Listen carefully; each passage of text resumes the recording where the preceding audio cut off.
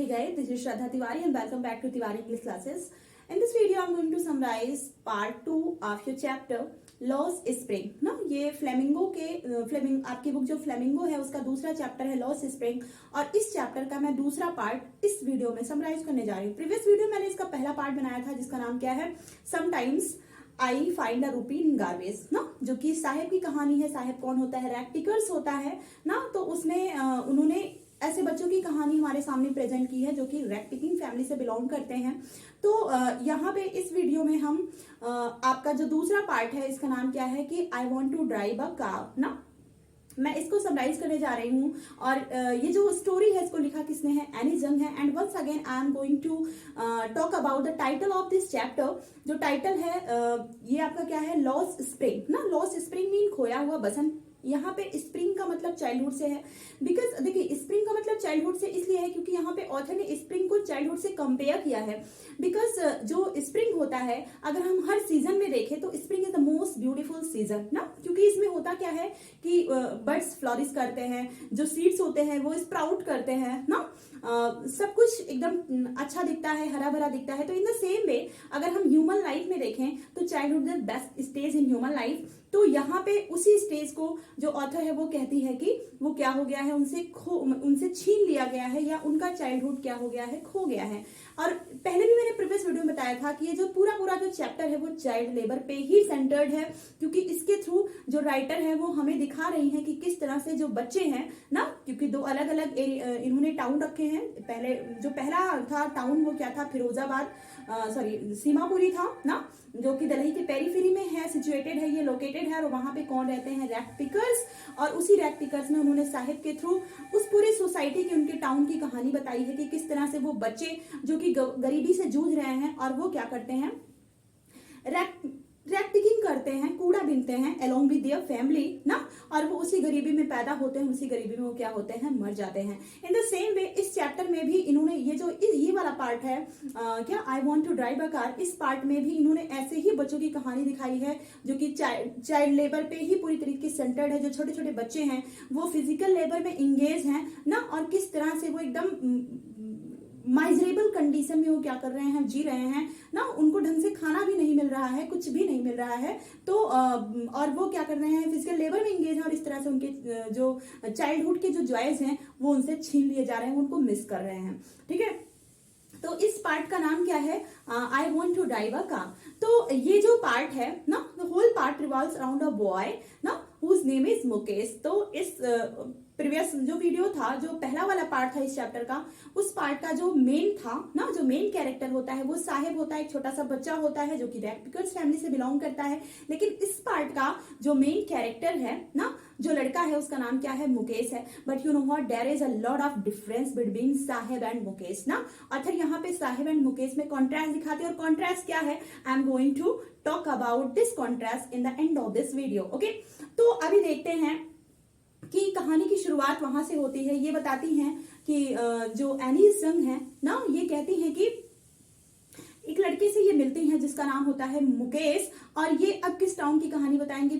Firozabad. And before moving on I just want to tell you something regarding the city Firozabad.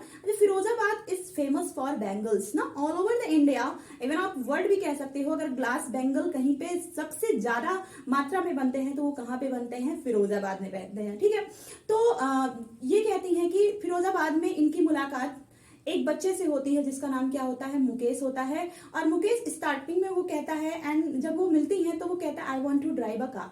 इस statement से ही insist on being on his own master ना, वो अपना खुद का मालिक बनने पे जोर देता है। लेकिन आपने प्रीवियस पार्ट में देखा था, इसका जो पहला वाला पार्ट था, साहिब वो छोटा सा बच्चा जो कि पहले अपना मास्टर था जब तक वो कूड़ा बिनता था, लेकिन बाद में वो जब नौकरी करने लगा तो वो अपना मास्टर नहीं रह गया। इनफैक्ट वो क्या बन गया था? एक सर्वेंट बन गया था। लेकिन यहाँ पे जो बच्चा मुकेश है, he does not want to follow the tradition of his family. और उसकी फैमिली का ट्रेडिशन क्या है? बैंगल मेकिंग ना। तो वो उस ट्रेडिशन को फॉलो नहीं करना चाहता है, वो एक अपना अलग सा वोकेशन देखना चाहता है, जो कि क्या करना चाहता है? वो मोटर मैकेनिक बनना चाहता है। तो वो कहता है I want to drive a car.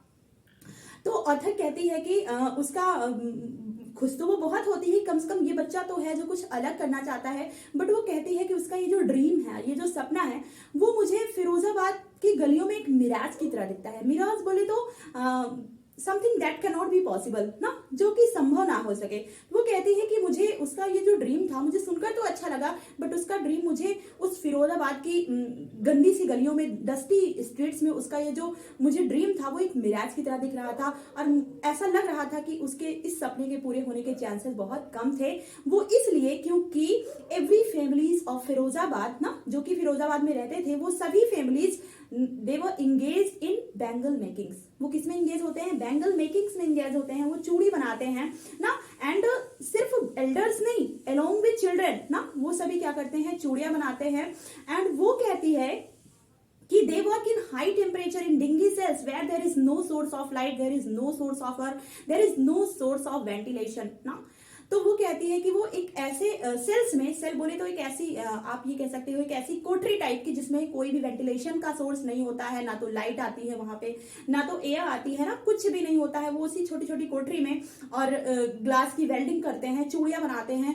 और जब वहां का जो टेम्परेचर होता है बहुत हाई होता है, क्योंकि कांच को गर्म किया जाता है, तो वहां पे चूड़ियां बनाई जाती हैं। तो वो कहती है कि ऐसी जगह पे ये सभी काम करते हैं, चूड़ी बनाने का काम करते हैं। और सबसे बड़ी बात वो कहती है कि 20,000 चिल्ड्रन और engaged in that glass making industry ना, कि वो कहती हैं कि सबसे बड़ी बात वो कहती है कि वहां उस इंडस्ट्री में लगभग 20,000 बच्चे ना, छोटे छोटे बच्चे उस इंडस्ट्री में इंगेज होते हैं। वो भी क्या करते हैं? चूड़ी बनाने का काम करते हैं, क्योंकि उनकी फैमिली, उनके एल्डर्स वही काम करते हैं, तो उनका एक ट्रेडिशन बन गया है चूड़ी बनाने का ना। तो जो काम उनके बड़े कर रहे हैं वही काम जनरेशन टू जनरेशन सभी वो करते चले आ रहे हैं, ठीक है। और सबसे बड़ी प्रॉब्लम की बात तो ये है कि they have to work for a long time there ना, वहां पे बहुत लंबे समय तक काम करते हैं, बट जो उनकी वेजेस होती है ना, इतनी कम होती है, इतनी कम होती है कि कुछ और फैसिलिटीज अपने लिए करने की बात तो दूर है ना, वो भरपेट खाना भी अरेंज नहीं कर पाते हैं। तो फिर वो कहती है कि ये सारी चीजें तो होती है, बताती है कितने बच्चे वहां पे काम करते हैं। फिर जो मुकेश होता है, जिससे वो बात करती है, जो कहता है want to drive a car ना, तो वो उसे विलिंगली कहाँ पे ले जाता है? अपने घर ले जाने का ऑफर रखता है। वो कहता है ऑथर से, एनी जंग से, कि चलो हमारे घर चलो ना। क्यों क्यों क्योंकि वो बड़ा प्राउड फील करता है, बिकॉज उसका जो घर होता है वो रिबिल्ट होता है। रिबिल्ट मतलब पहले कुछ और तरीके से था, बाद में उसमें रिनोवेशन हुआ था कुछ, लेकिन वो घर उसके लिए रिबिल्ट हुआ था, उसके लिए वो सिर्फ एक रेनोवेशन था। लेकिन ऑथर कहती है जब वो जाती है तो उसके घर की कंडीशन, मतलब एक ऐसी जगह जिसे आप घर नहीं कह सकते हो ना, लीकेज रूफ होता है, टूटे फूटे दरवाजे होते हैं, मतलब एक माइजरेबल कंडीशन होती है। It can not be called a house, ठीक है, आप उसे घर तो नहीं कह सकते, जिस तरह से वो ऑथर उसे डिस्क्राइब करती है। तो वो कहती है कि जब वो अंदर जाती है तो वो क्या देखती है कि एक बहू को देखती है। बहू मतलब एक दुल्हन को देखती है। जब ये मुकेश के घर जाती है ऑथर, तो एक दुल्हन को देखती है, और वो दुल्हन कौन होती है? मुकेश की सिस्टर इन लॉ होती है, मतलब मुकेश के बड़े भाई की वाइफ होती है। और जब वो अंदर जाती है तो उसके मुकेश के जब फादर एंटर करते हैं तो वो अपने फेस को क्या करती है? वेल से कवर कर लेती है, क्योंकि उनका एक ऐसा ट्रेडिशन है कि जब भी कोई मेल मेंबर या कोई भी एल्डर्स अगर घर के अंदर एंटर करते हैं तो they have to cover their face ना, उनको अपना फेस क्या करना है? कवर करना है। तो वो भी क्या करती है? अपना फेस कवर करके दरवाजे के कॉर्नर में वो क्या करती है? छुप जाती है। तो वो देखती है कि उसके घर की कंडीशन कहीं पे वो इस तरह के रूफ बने हुए हैं, लीकेज रूफ है ना, कि हर चीज एकदम आप कह सकते हो कि रैंसैक्ड कंडीशन में था।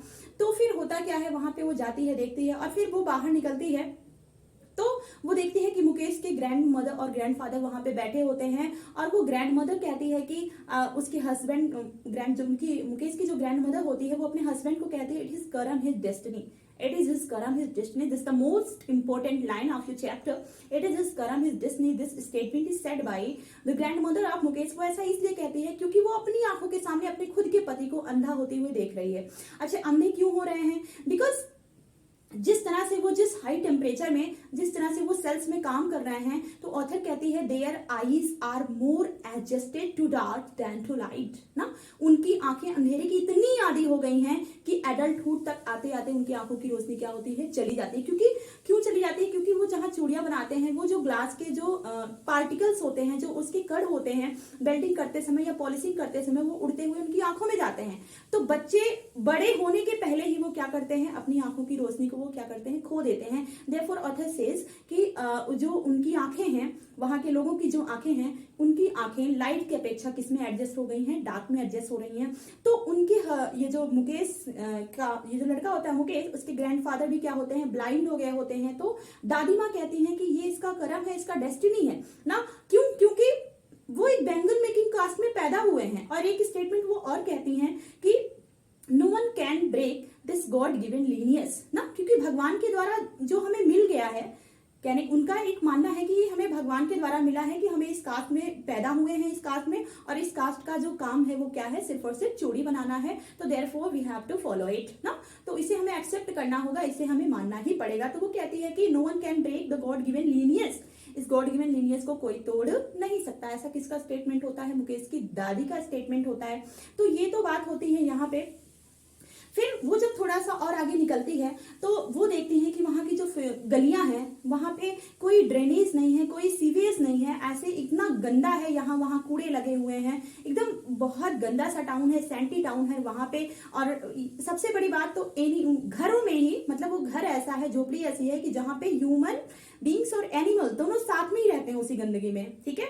और इतनी ज्यादा मेंबर्स हैं उनकी फैमिली में कि रहने के लिए जगह तो बहुत कम है, लेकिन लोग बहुत ज्यादा हैं, तो सब उसी में क्या करते हैं, एडजस्ट होके रहते हैं, एनिमल्स एंड ह्यूमन बींग्स दोनों साथ में। फिर वो आगे जाती है तो देखती है, वो फिर एक लड़की को देखती है जिसका नाम होता है Savita. Savita is a young girl ना, जो कि एक पिंक सैप ड्रेस में होती है, पिंक कलर का साड़ी पहनी होती है, कोई भी ड्रेस तो गंदा गंदा सा ड्रेस होता है। और वो एक चीज नोटिस करती है कि उसके जो हाथ होते हैं ना, उसके हाथ एक मैकेनिकली काम करते हैं, एज दे वर टंग्स ना, जैसे कि वो क्या हो, मशीन के टंग्स हो, इस तरह से उसके काम कर रहे हैं। चूड़ियां इस तरह से वो चूड़ियों की स्पाइरल को बना रही है ना, अपने हाथों में डाल के चूड़ियों की स्पाइरल को बना रही है। And that time author notices कि अभी इस बच्ची को चूड़ी का मतलब नहीं पता है कि ये जो ग्लास की बैंगल होती है क्या सिंबलाइज करती हैं, ये सुहाग को सिंबलाइज करती है। But she doesn't know anything regarding सुहाग। बट आफ्टर सम टाइम वो इसका मतलब समझ जाएगी, और इसके हाथों में हीना लग जाएगी, मेहंदी लग जाएगी, और इसके हाथों कलाइयों में वो कांच की चूड़ियां पहना दी जाएंगी, और इसका भी चेहरा घूंघट से ढक दिया जाएगा, ठीक है। जैसे कि उसके बगल एक एल्डर वुमेन बैठी होती है, उसके साथ हुआ होता है। हालांकि उन लोग की कंडीशन में कोई चेंजेस नहीं हुए हैं ना, उनकी स्थिति नहीं बदली है, उनकी इकोनॉमिकल कंडीशन किसी भी तरीके से चेंज नहीं होती है, वो वैसी ही इम्पोवेरिश कंडीशन में है। लेकिन हाँ, ये है कि उनकी शादी जरूर हो जाएगी। तो फिर वो जो एल्डर वुमेन जो सविता के बगल बैठी होती है, वो कहती है कि एक वक्त शेर भर खाना नहीं खाया ना, एक वक्त से शेर भर खाना नहीं खाया। ये स्टेटमेंट सुनकर ऑथर रियलाइज करती है, एनी जंग रियलाइज करती है कि ये लोग इतने लंबे समय तक उसमें काम करते हैं ना, उन्हें बहुत ज्यादा लेबर उनको करना पड़ता है। बट अगर वेजेस के नाम पे देखें, उनकी इकोनॉमी देखें तो वो नील है ना, जहां पे इतनी कम है कि वो कुछ भी मतलब इवन वो शाम तक भरपेट भोजन भी अपने लिए अरेंज नहीं कर पाते हैं। तो ये सारी चीजें देखती है, उसको बड़ी तकलीफ होती है ऑथर को। फिर वो कहती है कि कहती है कि वहां की जो फैमिलीज हैं, जो फिरोजाबाद हैं, बेंगल का तो जो साउंड होता ही होता है उनके घरों से, लेकिन उसके साथ साथ उनका जो घर है ना, वो किससे फुल होता है, इको से फुल होता है, जो कि उनके घरों में किसकी गूंज उठती है, लोगों के लेमेंट करने की, विलाप करने की, जो कि भूख से एकदम करा रहे होते हैं ना, elders along with their children. तो इतनी माइजरेबल, इतनी पिटिएबल कंडीशन होती है कहाँ पे, फिरोजाबाद की जितनी भी फैमिलीज वहां पे बेंगल मेकिंग इंडस्ट्री में इंगेज हैं वहां पे। तो उसके बाद ऑथर एक ग्रुप होता है, यंग बॉयज का ग्रुप होता है, यंग मैन का ग्रुप होता है, उनसे वो क्वेश्चन करती है कि आप लोग एक कोऑपरेशन क्यों नहीं ऑर्गेनाइज करते हो ना, आप लोग अपना एक संगठन क्यों नहीं बनाते हो कि आप लोग एक हो जाओ और इसके लिए कुछ एक्शन लो, सो दैट आप अपने कंडीशन में किसी भी प्रकार का इंप्रूवमेंट कर पाओ। तो उनमें से वो एक आंसर देता है कि अगर हम ऐसा करते हैं, अगर हमने में से कोई भी इसका विरोध करता है, इसके लिए स्टैंड लेता है, तो हमको पुलिस के द्वारा जो है क्या किया जाता है, पनिश किया जाता है, और हमको बीट किया जाता है, मारा जाता है, as we have committed a sin, as we have committed an illegal work ना। वो कहते हैं हमें इस तरह से पनिश किया जाता है, we are dragged into prison, और हमें खींचकर जेल में डाल दिया जाता है, और ऐसा लगता है मानो हमने क्या कर दिया हो, कोई गलत काम कर दिया हो, कोई इलीगल काम कर दिया हो।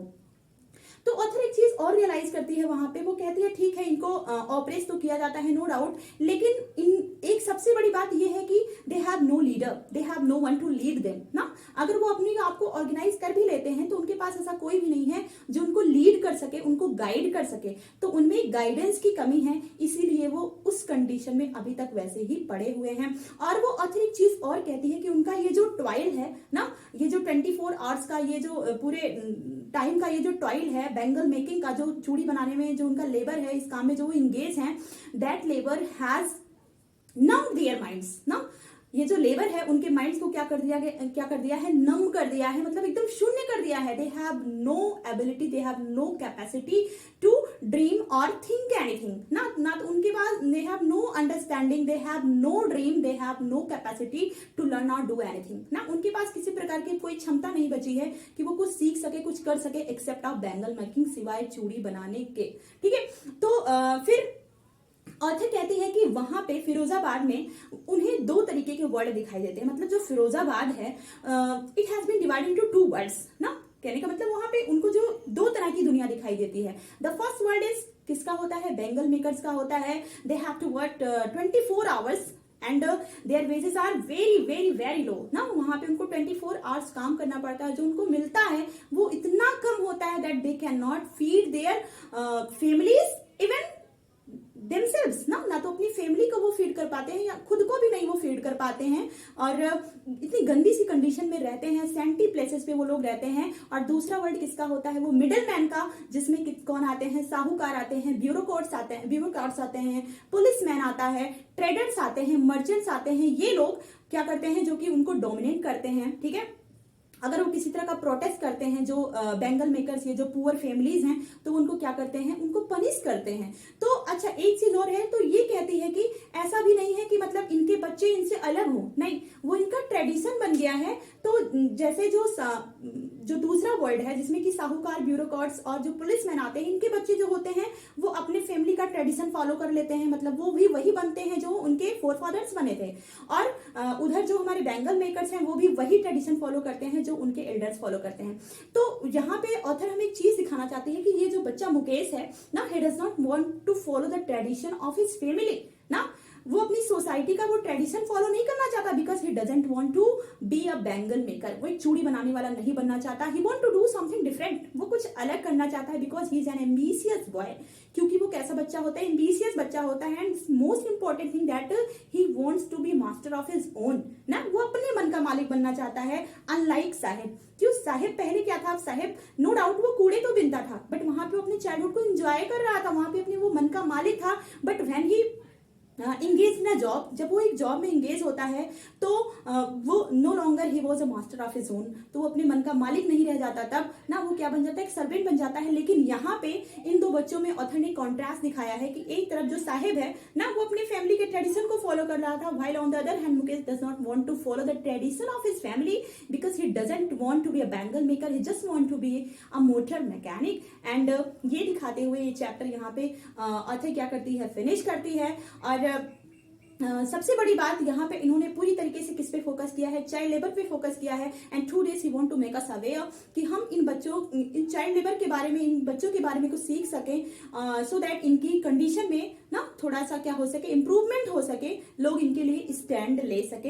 एंड आई होप आपको ये चैप्टर अच्छे से समझ में आया होगा। और कहीं भी अगर कोई आपको प्रॉब्लम होगी तो आप हमें कॉमेंट में जरूर पिन कर सकते हो। एंड